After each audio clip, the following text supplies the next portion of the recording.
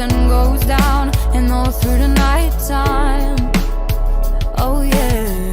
Oh yeah, I'll tell you what you wanna hear. Keep my sunglasses on while I shed a tear. It's never the right time. Yeah, yeah. I put my arm around, show you how strong I am. I put my arm around and show you. Assalamualaikum Pak Rizal, selamat siang. Waalaikumsalam Pak Faruk, selamat siang. Iya, terima kasih Pak Rizal sudah mau datang ke ruangan saya siang ini. Apa kabar Pak Rizal? Alhamdulillah, baik Pak Faruk. Sehat ya? Sehat. Alhamdulillah Pak Rizal. Oh iya, gini Pak Rizal, kita mau ngobrol-ngobrol tapi tidak lama Pak Rizal. Karena waktu kita hanya terbatas sekitar 10 menit sampai 15 menit saja. Oke, siap Pak Faruk. Oke Pak Rizal, Pak Rizal kira-kira apa yang mau disampaikan, apa yang kita mau bicarakan pada siang hari ini Pak Rizal kira-kira? Ini kan tentang Pak Faruk, tidak tentang pembelajaran tapi tentang apa ya? Rasa lelah, tapi rasa lelah setiap setiap kali PP pulang pergi berangkat kerja. Oh, nggih. Nggih. Itu Pak Faruk, karena setiap pagi itu harus bangun pagi sekali jam 3 gitu, kemudian membuat saya itu kadang-kadang itu merasa capek juga itu kalau sudah nyampe di rumah. Sebenarnya kalau sampai di sekolahan itu kayak ada teralihkan sama anak-anak. Oh iya. Nggih Pak Rizal nggih. Kediaman Pak Rizal tempatnya jauh dari sekolahan nggih Pak Rizal nggih. Nggih Pak Faruk. Dan harus duduk setiap hari nggih. Iya Pak Faruk. Itu kira-kira kalau boleh tahu jaraknya berapa kilometer Pak? Kurang lebih 38 sampai 40 Pak Faruk. 38. Wah, jauh Pak nggih. Nggih. Dalam waktu kira-kira berapa jam atau berapa menit Pak Rizal? Kalau paling cepat itu 1 jam 40 menit Pak Faruk. Kalau paling cepatnya 1 jam 40 menit. Lumayan jauh Pak ya, hampir perjalanan dari Panggul ke Trenggalek Pak nggih. Nggih, hampir sama. Ya lumayan payah Pak nggih. Berarti Pak. kalau sampai di rumah lagi itu jam berapa Pak? Kalau dari sekolahan jam 2 TET itu sampai rumah itu jam 4 kurang 50 Pak, paling cepat itu. Berarti sudah masuk asar Pak nggih? Sudah masuk asar. Asarnya di rumah nggih? Asarnya sudah di rumah Pak Faruk. Oh iya. Ya itu semua demi tugas Pak nggih. Nggih Pak Faruk. Kita jalani. Kita jalani. Nggih. Kita kan cuman punya waktu pendek mawon nggih menika. Dan Pak Rizal kira-kira ingin apa yang didapatkan dari percakapan kita ini Pak? Yang ingin saya dapatkan itu apa Pak ya? Kayak motivasi diri untuk gimana motivasi itu tetap ada selama kalau misalkan merasa capek itu tetap motivasi untuk besok berangkat lagi itu tetap ada dan tetap kuat gitu loh. Ya aras-arasen bahasa Jawanya seperti itu. Oh, nggih. Biar fresh terus dan termotivasi Pak nggih. Nggih Pak. Istilahnya itu. Nggih. Karena perjalanan jauh sudah capek di rumah, terus di sekolah juga sudah capek. Nggih. Dan kalau mungkin ada beban tersendiri tambah lebih capek lagi. Gimana nanti tugasnya Pak? Mungkin ada keinginan untuk pindah begitu Pak? Kalau pindah itu ada Pak Faruk, tapi belum pantas. Nggih. Terus kalau boleh tahu Pak Rizal ya, agar tugas panjenengan menika saged maksimal ya, dan tidak terbebani, kira-kira apa ya Pak yang bisa untuk memotivasi itu kalau menurut Pak Rizal? Kalau menurut saya itu kembali ke diri saya sendiri Pak Faruk nggih. Karena saya alhamdulillah sudah diangkat di Trenggalek itu ya sudah konsekuensinya juga harus ada seperti itu. Karena mau tidak mau ya harus dijalani karena sudah memilih daerah sana juga. Oke. Berarti itu tanggung jawab pilihan sudah. Nggih, Ngoten nggih, Pak nggih. Rizal, nggih. Nggih, sebenarnya itu seringkali itu terbesit di saya, tapi kadang-kadang kalau sudah capek itu juga kadang-kadang lupa Pak Faruk, lupa bersyukur. Ya kalau itu saya kira wajar Pak. Misal Oke. saya pun juga merasakan karena saya dari sekolah ke rumah pun juga lumayan jauh sekitar 15 km. Jadi saya sedikit banyak bisa merasakan apa yang dirasakan Pak Rizal. Apalagi kalau Pak Rizal jarak tempuh yang sekitar 38 sampai 40 kilo tadi. Nggih. Ya. Iya Pak Rizal, ya. Kemudian Pak Rizal, kalau boleh saya tanya, kalau di skala Pak Rizal ya, kekuatan Pak Rizal untuk bekerja menjalankan tugas secara maksimal itu kalau di skala antara 1 sampai 10, kira-kira Pak Rizal dalam posisi ini di level berapa kira-kira Pak? Kalau kerjanya itu masih alhamdulillah saya nilai itu masih di 7 Pak Faruk. 7. Tapi Wah. 7 itu ya saya anggap itu masih rendah juga karena saya tidak memungkiri kalau itu bisa ke 9 mungkin. Berarti sekarang masih di 7 Masih di 7, masih semangat juga. dan itu menurut saya luar biasa loh Pak, sudah di 7 dalam keadaan seperti itu. Oke. Ya untungnya Pak Rizal masih dalam kondisi masih prima dan masih muda. Dan ya tentunya masih fisiknya masih roso gitu Pak ya. Alhamdulillah Pak Faruk. Oke.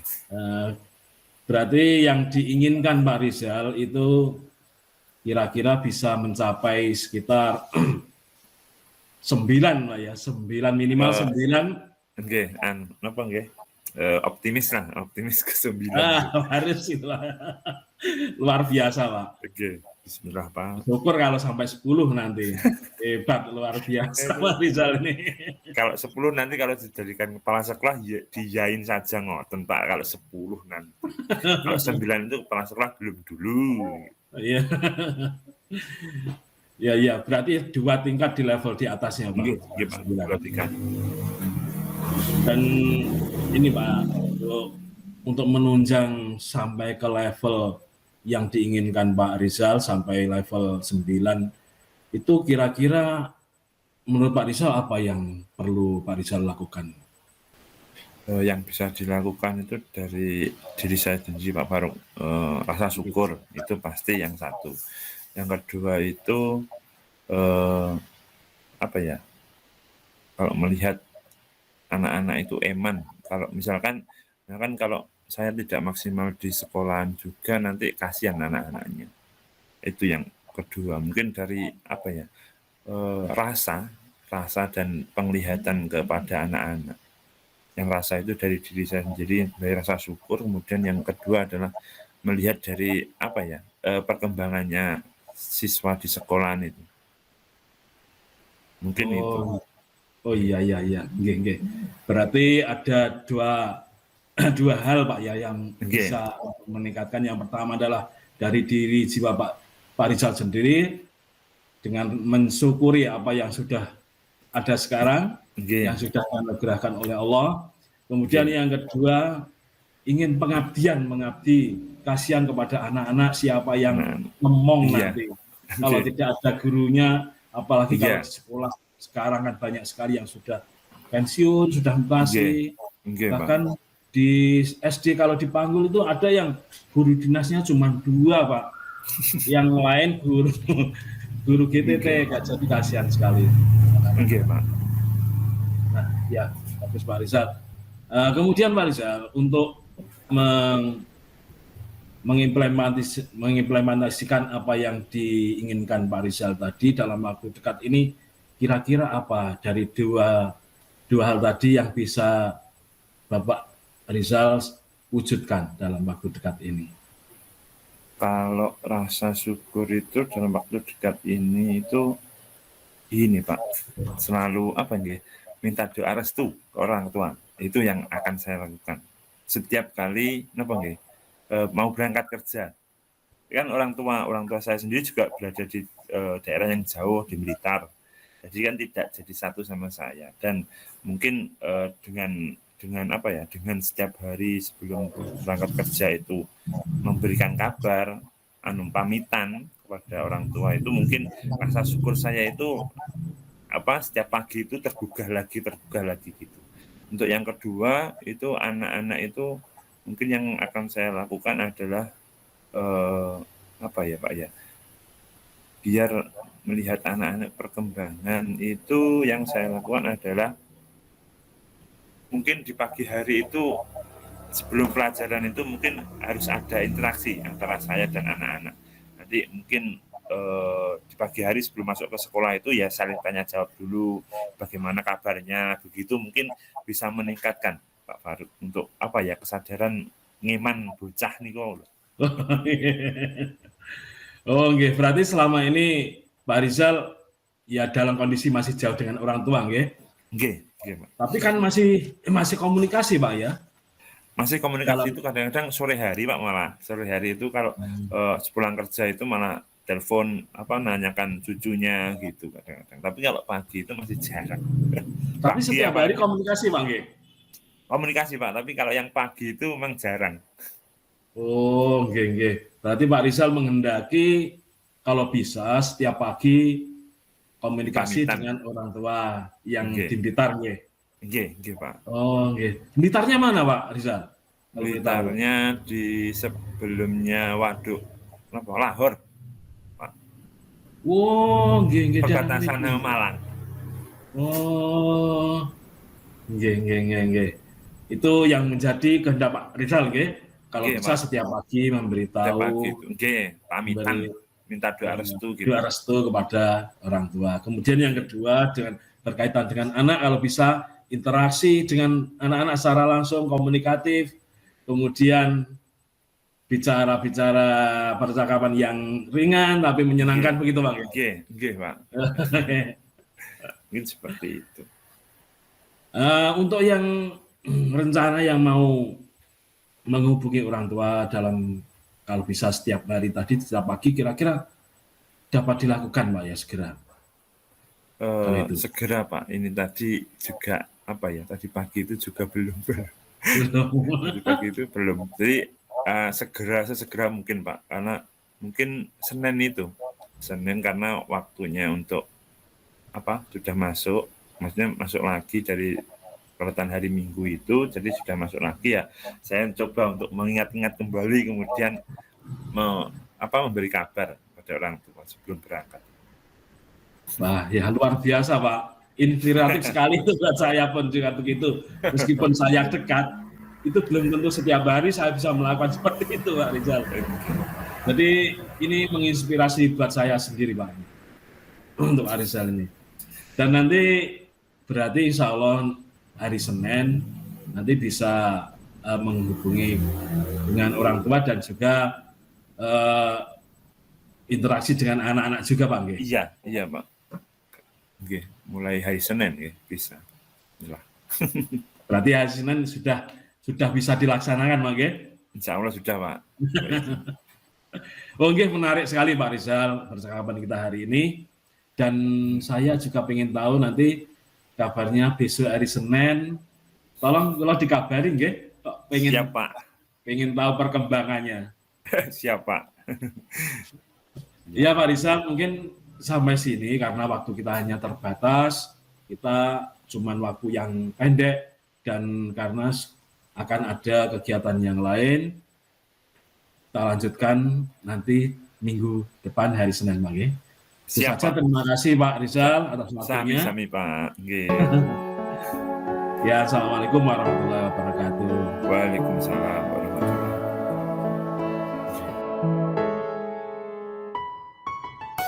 I smile, I know what it takes to pull this down. I do it till the sun goes down. Assalamualaikum Pak Faruk. Waalaikumsalam warahmatullahi wabarakatuh, Pak Rizal. Selamat apa ini? Selamat siang, nggih. Selamat siang. Selamat siang, siang. Pak Rizal. Oke, terima kasih atas waktunya Pak Faruk meluangkan waktu sebentar untuk berbincang-bincang dengan saya kurang lebih 15 menit ke depan, nggih, Pak Faruk.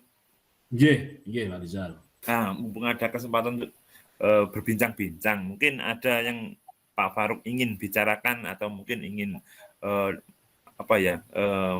menyalurkan apa seperti itu kepada saya, monggo. Iya Pak Rizal, terima kasih atas waktunya. Begini Pak Rizal, waktu-waktu ini kan sudah mendekati anak-anak yang kelas 9 sudah mulai keluar dari sekolah Pak Nggih, karena sudah masa-masa akhir. Nah, dalam hal ini anak-anak itu biasanya kalau sudah memasuki ke jenjang pendidikan yang lebih tinggi dan ditanya mau meneruskan kemana, anak-anak itu pada kebingungan, Pak. Jadi kalau ditanya itu secara umum, rata-rata anak itu jawabnya tidak tahu, Pak. Dan jadi pilihannya itu gerambyang. Anak-anak kan bingung mau meneruskan ke SMA atau SMK atau juga ke pesantren. Dan juga ada yang kalau ditanya itu jawabnya tidak sekolah begitu. Tapi secara umum tidak tahu begitu, Pak. Tidak tahu, Iya, dan ini menurut saya juga sebuah problem, Pak. Gitu, Pak Rizal. Itu kelas yang mau lulus ini, Pak, ya? Nggih, kelas 9 itu, Pak. Padahal karena yang masuk semester 2, nggih. Nggih. Kan ya anak-anak itu kalau di sekolah saya itu kan lingkungan pegunungan, Pak. Dan kebanyakan tidak ada motivasi dari keluarga. Dan biasanya anak-anak itu kalau yang melanjutkan sekolah itu hanya ikut-ikut kakak kelasnya yang dulu. Kalau ke SMA ya ikut SMA semua, kalau SMK ya SMK semua, tergantung lingkungannya. Gitu, berarti ikut-ikut ngoten nggih. Nggih. Tapi kalau sekarang ditanya masih belum tahu gitu. Belum tahu nggih. Mungkin Pak Faruk apa yang Pak Faruk mungkin ingin dapatkan dari perbincangan kita hari ini? Kalau saya itu menginginkan Pak ya anak-anak itu sudah punya gambaran nanti kalau lulus itu mau melanjutkan sekolah kemana yang akan dituju. Dari sekarang sebelum lulus itu sudah punya keinginan Pak. Sesuai dengan minat dan bakatnya. Iya. Berarti Pak Faruk itu inginnya siswanya itu ada gambaran untuk melanjutkan kemana gitu ya? Iya, sudah ada kepastian. Iya. Gini Pak Faruk, untuk tadi kan gambaran untuk melanjutkan ke jenjang selanjutnya itu mungkin dari Pak Faruk ada ciri-ciri tersendiri siswa yang sudah mempunyai gambaran ke jenjang selanjutnya itu bagaimana siswanya Pak Faruk? Ada misalkan, Pak. Gimana Pak Faruk? Ada, tapi itu dalam hitungan kecil sekali Pak. Dari sekitar 130 anak itu hanya berapa ya? Tidak ada 50 anak Pak yang punya tujuan dari sekarang. Itu biasanya anak yang aktif seperti aktif di OSIS atau anak yang akademiknya bagus begitu Pak. Kalau anak-anak yang sedang rata-rata atau yang kurang itu secara umum tidak tahu kalau ditanya. Berarti ya ciri-ciri siswa yang sudah punya gambaran untuk melanjutkan sekolah selanjutnya itu berarti siswa yang biasanya aktif di organisasi, kemudian akademiknya dalam ukuran bagus gitu ya. Kalau mungkin juga lagi ada motivasi dari keluarganya, Pak. Biasanya keluarganya boleh dikata agak sedikit maju gitu, Pak. Dibanding anak-anak yang lain itu banyak kan rata-rata ditinggal orang tuanya bekerja di kota. Mungkin dari beberapa siswa yang punya gambaran dan ada yang belum punya gambaran tadi, kalau dari skala 1 sampai 10 dianggap berapa Pak Faruk? Yang belum punya gambaran. Yang sudah punya gambaran. Yang sudah punya gambaran, Pak G. Nggih. 1 sampai 10 Yang itu punya dianggap berapa? gambaran kok kira-kira Pak G? Kira-kira masih skala 4 paling, Pak. 4. Kira-kira loh, Pak. Soalnya di separuh lebih. Enggak, separuh Oke. lebih, Pak. Oke, berarti apa ya? Organisasinya kan OSIS Pak ya, kalau di SMP itu ya. Enggak. OSIS dan PMR ada Pak. Kalau pramuka yang ada, Pak, 3. Oh, pramuka. Enggak. Nggih, biasanya kalau misalkan pramuka yang misalkan anak yang ikut pramuka biasanya milihnya SMA-nya yang maju pramukanya. Kemudian kalau PMR biasanya yang PMR-nya maju, begitu biasanya Pak nggih. Tapi biasanya anak-anak yang ikut pramuka 3 itu ya juga include dengan yang OSIS itu jadi satu ya. Oh, oke. Kan yang aktif anak-anak itu biasanya yang itu juga, Pak. Oke. Dari Pak Faruk tadi kan di skala 4 nggih. Kalau mungkin Pak Faruk ini mau mewujudkan motivasi siswa itu, kemudian peningkatan siswa yang punya gambaran untuk melanjutkan sekolah selanjutnya itu meningkat ke angka berapa Pak Faruk? Kalau saya menginginkan itu di angka kira-kira 7, Pak. Tapi kalau untuk sekarang saya kira angka 6 itu saja sudah bagus, Pak. Oh, angka 6. Di angka 6 itu sudah bagus menurut saya, Pak. Oke. Mungkin dari Pak Faruk melihat yang banyak siswa dari ada angka 6 tadi yang belum punya gambaran tadi, apa yang mungkin Pak Faruk lakukan atau kekuatan apa yang mungkin dibutuhkan untuk meningkatkan siswa yang belum punya gambaran tadi, Pak? Itulah, Pak, yang perlu saya pikirkan, Pak. Yang selama ini yang saya lakukan itu bekerja sama dengan teman guru BP untuk memberi semacam sosialisasi, tapi belum secara kesemuanya, Pak, hanya face to face kepada anak-anak yang saya temui, saya tanyakan mau kemana, kemudian saya arahkan mereka menurut minat dan bakat mereka, Pak. Jadi hanya secara personal, belum secara umum. Kalau bisa saya itu menghendaki bagaimana guys, secara umum anak-anak itu diberi gambaran. Berarti Pak Faruk gini ya, bekerjasama dengan guru BP untuk mensosialisasikan face to face atau personal dengan siswanya, nggih. Terus Pak Faruk menginginkan juga dengan sosialisasi yang secara umum, tapi dalam lingkup sekolah itu sendiri, bukan dari luar, nggih. Pak Faruk, jika Pak Faruk dalam posisi yang misalkan ada anak yang diganggu pendiriannya untuk ke SMA 2, terus padahal SMA 1, padahal yang teman-temannya itu mengajaknya ke SMA 2. Kira-kira dari Pak Faruk itu apa yang bisa dilakukan Pak Faruk dalam untuk mencegah anak ini itu ikut-ikutan temannya, padahal kan minat dan bakatnya itu di SMA 1, tapi anak itu ikut-ikutan ke SMA 2, ikut-ikutan temannya. Mungkin dari Pak Faruk apa yang mungkin bisa dilakukan Pak Faruk? Ya, kalau mengintervensi terus terang tidak bisa, Pak, ya, hanya sekedar memberi gambaran kepada siswa tersebut. Misalkan saya beri pilihan, kalau ke SMA 1 itu gini loh. Nah, jadi yang ada nilai plusnya seperti ini. Nah, kemudian kalau ke SMK itu jurusannya ada yang ini SMK 1. Ada yang SMK Ngadirojo itu jurusannya ini. Nah, yang sesuai dengan minat kalian itu kira-kira yang mana yang sesuai. Saya bilang begitu, Pak. Kalau bisa jangan sampai salah jalur. Kemudian utamakan yang sekolah negeri dulu.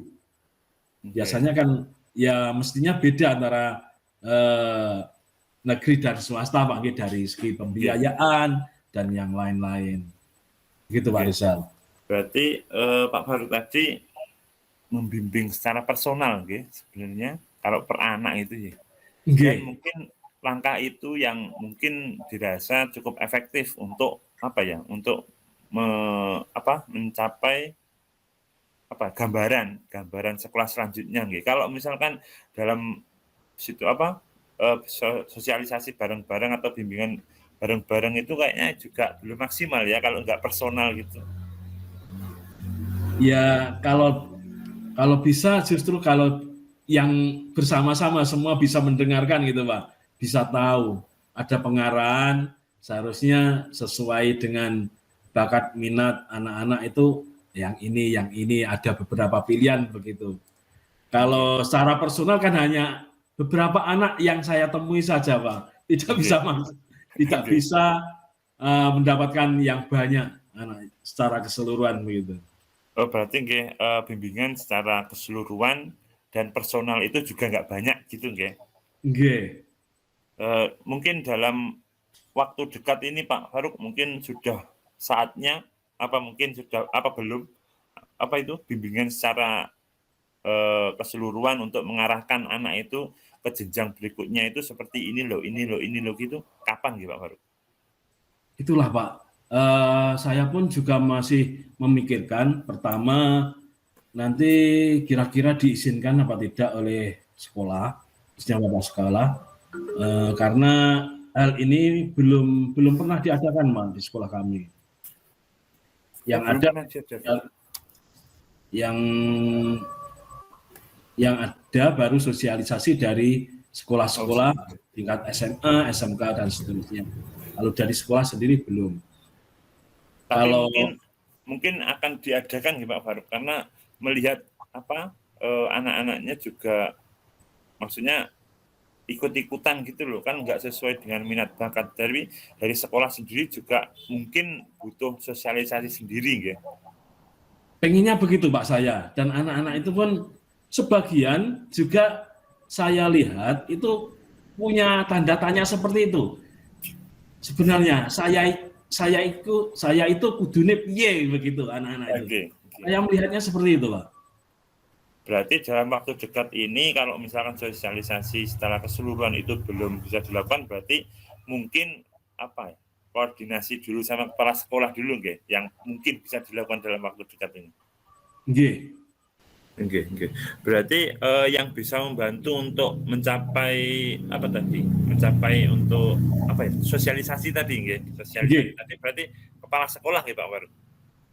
Nggih, kalau di sekolah begitu Pak, sekolah kami. Minta izin dulu kepala sekolah, kemudian baru kalau memungkinkan Pak Faruk mengadakan sosialisasi tentang tingkatan sekolah selanjutnya yang ditentukan oleh anak gitu nggih. Nggih. Kepala sekolah. Kemudian